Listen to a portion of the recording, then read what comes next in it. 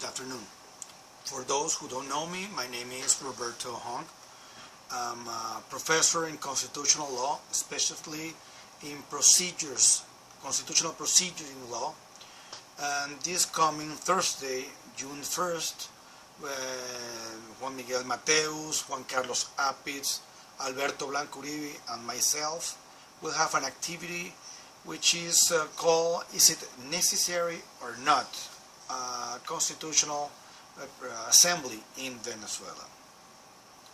The importance of this activity is because we have received many calls and messages, because it is divided, not in Venezuela, it is divided the opinion abroad, because if we have these political issues and economical problems and social problems in Venezuela, the government, that I'd rather call them the regime, because it's also at this moment anti-democratic and tyranny in all the meaning of the word, is trying to call this assembly in order to remain into the power, remain in power, violating human rights, violating constitutional and democratic values.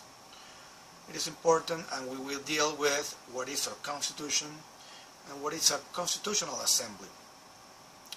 The activity will be in Spanish, but then probably we can from that take some ideas and translate it into English so we can deliver it. Has happened all over the world. Tyrannies and dictatorships try to tell the world there are democratic regimes or there are constitutional regimes. In this case, Nicolás Maduro is not. Constitution is a limit of the power. Constitution is, by itself, by its nature, is check and balances.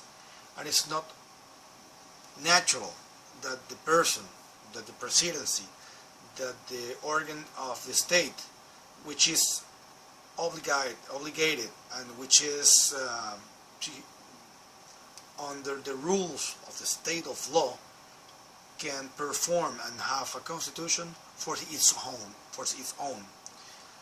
All this is made with the Tribunal Supremo de Justicia, our Supreme Court, which is all the members.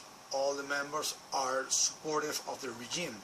So none of the latest 300, 400 decisions are going to be democratic in the real mean of democracy and constitution. Soon I'll have some links so you can download the latest 2 decisions of the court. We have them translated. I found them translated into English. Those decisions, more or less what they say is they are completely nullifying the universal votation, the vote. In Venezuela we have direct vote and universal vote. All these have been nullified by this decision, so the National Assembly could get elected, the members, only for those that are for the regime. Also, it is important to mention that Venezuela, we have probably most number of constitutions in the world. Venezuela has 26, at least 26 constitutions. Latin America is the region in the world with more number of constitutions, 245 constitutions. Europe only has 80 constitutions. So this is a time where another dictatorship regime, another dictator is asking for a constitution to fit his own desires and against what's the really scope of a constitution.